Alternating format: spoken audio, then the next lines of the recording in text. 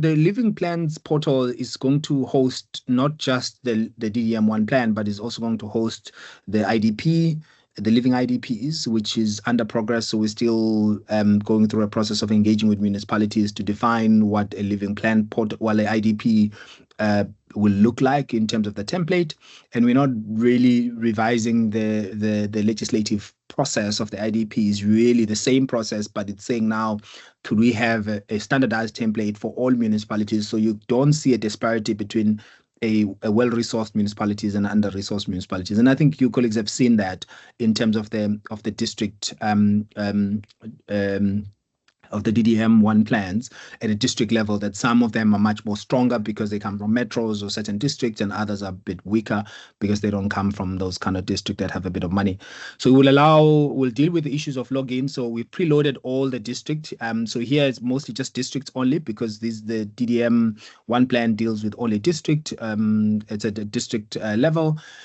With the living plan, the IDP will be all municipalities, and we'll have a better selection criteria. So we'll use eThekwini because we've worked with them to look at their IDP to get it to a stage where it's at. So we'll take you through the entire process. So please sort of jot down the questions, or you feel free also to stop me as well and ask questions. So initially would be the cover page, which will allow for a description. So you could write the name of your municipality. So it gives you, you could write whatever you want to write. If it's about or Tambo one plan, or Egoruleni one plan, or eThekwini one plan. In this case, it's eThekwini. So you then describe the plan itself in terms of what it's about. So on the logo doc, we've understood that, of course, these are not municipal plans. These are all of government plans. So you will put the coat of arms of the country instead of putting the coat of arms, the logo of a municipality, so that this is co-owned by everybody else. Then inserting the vision. So what we've done is to take some of the documentation that Doc, you and your team had sent to us earlier, of these sort of key pillars of future demographic profile, economy, spatial transformation, infrastructure, service delivery, and governance. And say, out of this, if we're talking about the future demographic profile, what are we talking about? So instead of asking municipalities to regurgitate stuff that on diagnostics that we've already done on our side, is asking a question on how they are responding to what's on the diagnostic profile. The whole diagnostic profiles are still were based on these six focal areas of the DDM, of the people development, economic positioning, integrated service provisioning, governance and financial management, infrastructure engineering, and spatial restructuring. So we're saying that we already have this diagnostic profile. So we're not going to ask municipalities to spend time going through the same process and doing these diagnostics. Instead, we want municipalities to tell us how are they going to respond to those dynamics that are happening. So, and that's why we've created questions, right? What is an envisaged future of your district population? So it's estimated at 5 million people that will be residing in eThekwini by 2050. Are safe, healthy, fully empowered, and prosperous, blah, blah, blah. So this is a district with district colleagues, of course, because, again, it's always difficult with the DDM, because it may sound like I'm just saying the municipality is responsible to do this, but it's all the partners in that district that are contributing to define how they envisage that future. So the next question is, what key development outcomes have you set for your municipality? So then they have to outline those development outcomes that they've set up in the context of future demographic profile and how they're responding to it. Because I think a lot of our plans talk about, analysis and problems, but they never really tell us how they're going to resolve that issue. And that's why we've then done these diagnostic profiles that tell us about the problem, the diagnosis, but then the plan should tell us how is the plan going to respond to those issues. And that's the response part.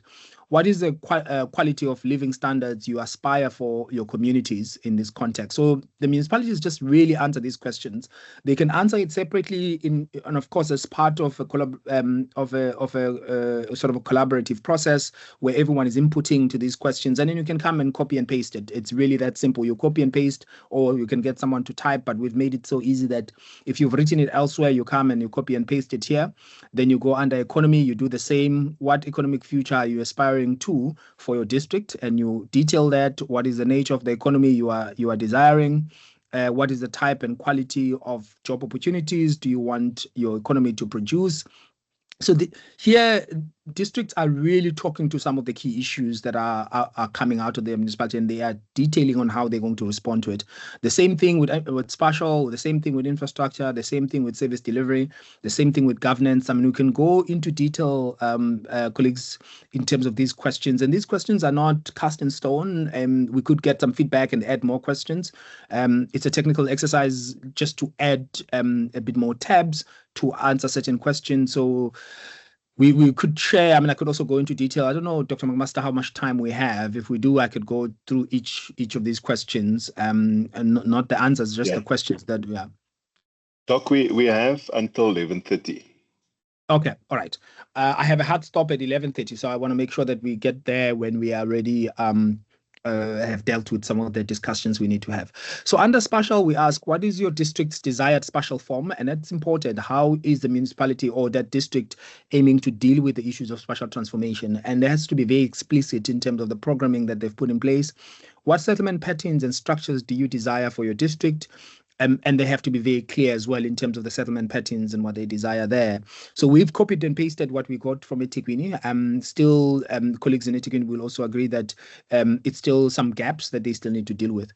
What are your key economic nodes that will catalyze spatial transformation? So they need to be pretty explicit. I think there was an image and a graphic that they've put in.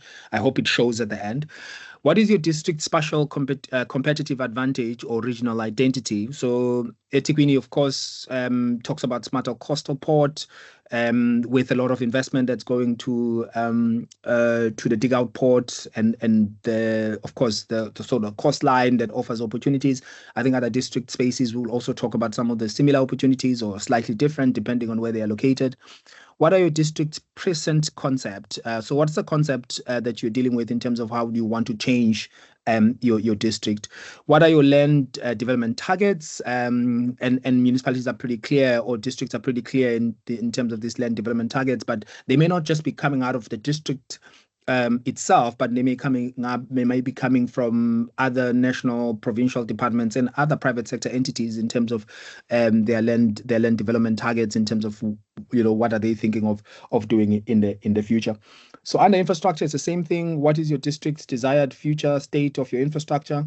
How are you going to maintain infrastructure? Where are you going to put infrastructure? And all those things become extremely important in the context of setting your vision very clearly in terms of where you want to see your municipality in the next 20 years or so.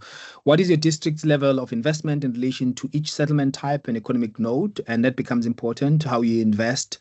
And then what operational and maintenance systems have you put in place for your infrastructure sustainability? And that's a big issue we are facing at this point, because the breaking infrastructure is an indication that there's no operation and maintenance systems and plans that were put in place in order to maintain that infrastructure that you think of putting forward. So this needs to be very, very clear in terms of what is a system and a plan for infrastructure sustainability going forward. What are your district's future infrastructure funding and financial models? What is your district infrastructure asset management plan? Sorry, can I admit this? Thank you. Then under service delivery is sort of similar style as well, with questions. I can go through them as well. What is your district's envisaged future state of service delivery across all sectors? Universal coverage, how do you intend ensuring universal coverage of access to basic services? Quality of services, how do you intend guaranteeing quality of services to your communities? Managing interruptions, how do you intend managing and reducing service delivery interruptions in your municipalities? Of course, we would have to. I know that's one of the comments probably Doc you will make, is that perhaps we don't say municipality here, we say district, because it's a district space rather than a municipal space. So let's think about it as in a district space. But here we were engaging with eThekwini, so they were a bit. They're thinking about it from a municipal point of view, and that's some of the things that I think your colleagues are dealing with in terms of ensuring that the one plans aren't just municipal plans, and they're not municipal plans at all. In fact, they are all of government and all of society plan. How do you then bring in external stakeholders or stakeholders that are within government and outside of government to be able to inform and shape the one plans? So let me not, because I find it a very sort of boring process to go through these questions. We can send them through to you, but some of them, Dr. McMaster and your team, you would have seen these before. We've just expanded them to be more questions.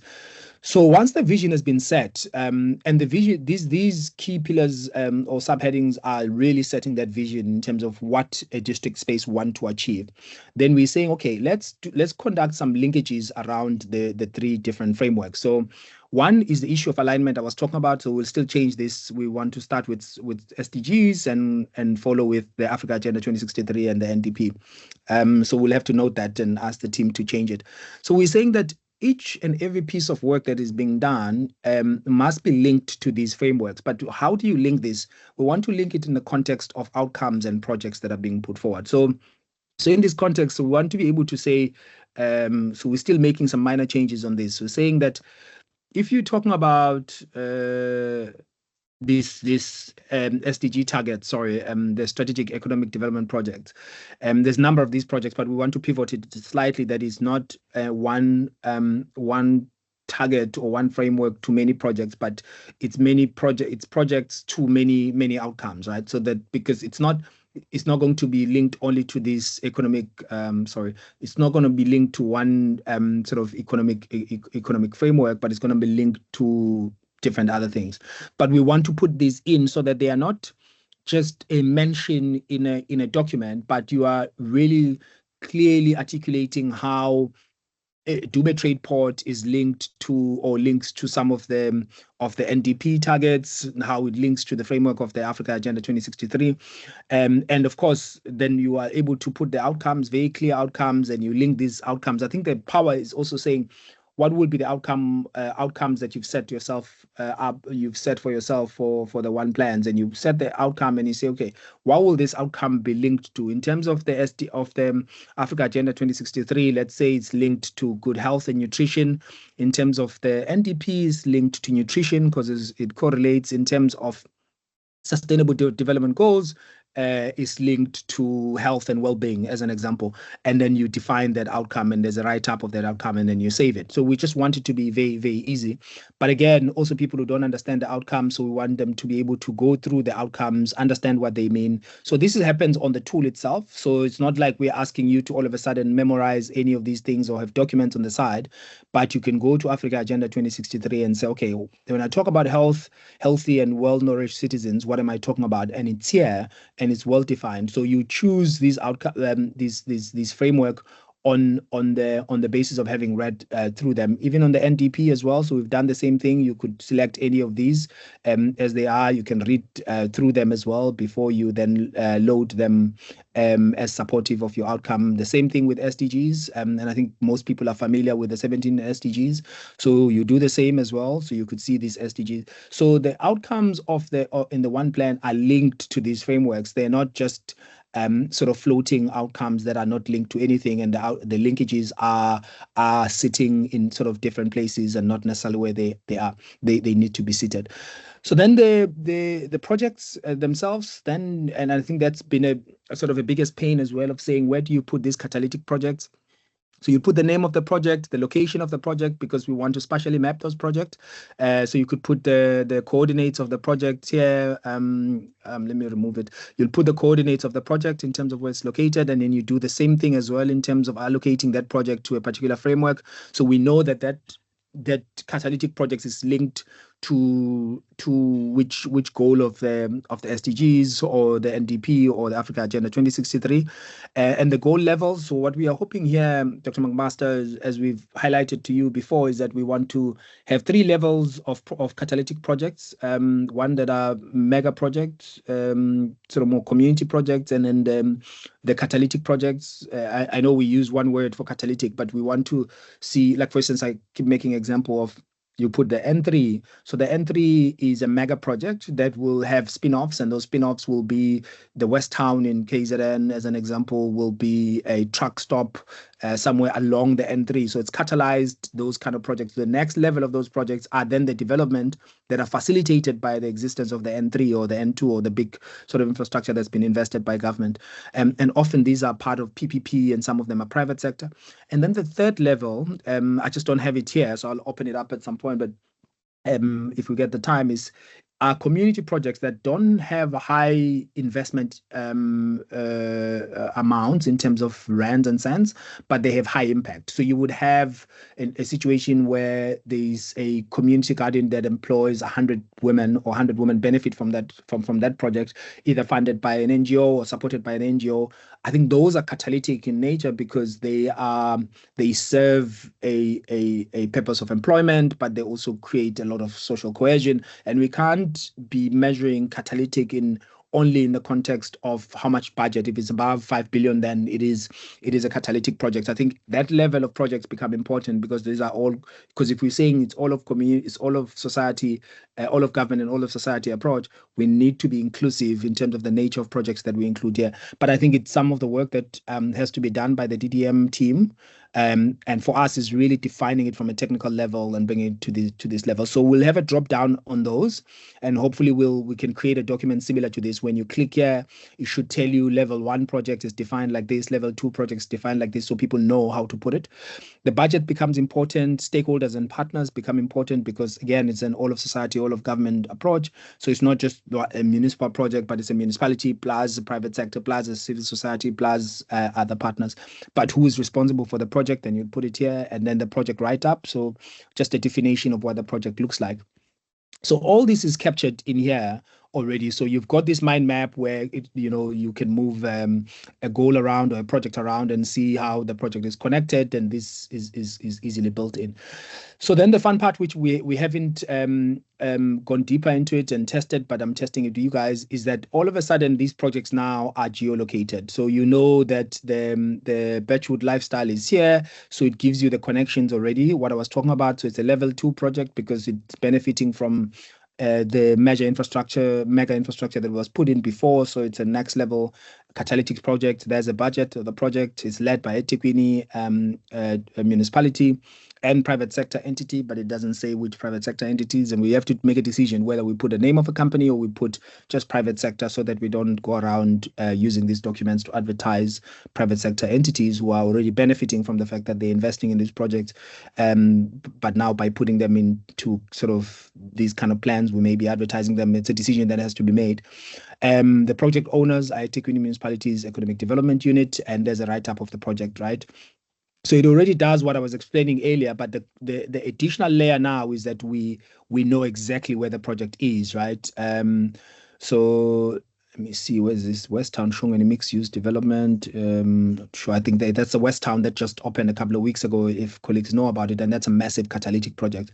So we already now have these projects mapped out in terms of where they are located. So we could put a boundary of a municipality here, of a district, sorry, so that you could see it within a district level. But once we have more than one plan, each one plan will obviously show the district where the one plan is applicable. But you could start to see the whole country in terms of where these catalytic projects are, and it becomes important. So you could see this in the same view again. So you could see the outcomes using different lenses as well. So you say, okay, these are the outcomes I want to see, and these are the outcomes that eThekwini had put forward in terms of improved education and skills. And you could see that the linkages that it has. The projects I was showing you before, the design ecosystem for skills development, you see that it's linked to this category, but there might be other linkages that are there, and I think we have to just change it slightly, that one project could be linked to quite a number of categories of these frameworks. So it could be linked to quality education. So we need to figure out how to make sure that there's sort of multiple linkages per project that we could look into. So the final magic of what happens then, colleagues, is that once you've filled up everything, then you have a final document, and it's the living document. So now everything that you've seen before, now you're going to see it in this living document. So now this is a document dated the 23rd of April 2025, because I was working on it today. So the last published is here. The district name is eThekwini Metro. Then you go to the vision. The vision of the plan is then starting to articulate the things that we were asking at the visioning exercise. So, but it's not asking the questions anymore. So it's automatically converted those questions into subheadings. So these are the subheadings detailing everything that that will be done in the vision part. of the project. So all those details are there. It looks a very clean document, which will have the projects as well. So I'll show you. Let me see whether the projects will come up. So the projects that I was talking about. So the technical skills training and incubation project already comes out here as level 3, stakeholders, project owners, but it still shows you the linkages in terms of what is linked on. So anyone reading this document online is able to click here and say, okay, what is this? Okay, so it's a SDG so and so. We just have to put the SDG numbers so that people who are not aware of the SDG 1 to 17 are aware which SDG goal this is of promoting sustainable, inclusive and sustained, inclusive and sustainable economic growth is. So that project is linked to that and is linked to this one as well. And it's also linked to employment in terms of the NDP. So each and every project that we've put in is here. You've got all these project details. Colleagues, I could continue showing this more and more, but I think that gives you a gist of what is under development. This is the kind of work in progress that we have at this moment. It could be done for any municipality that is ready.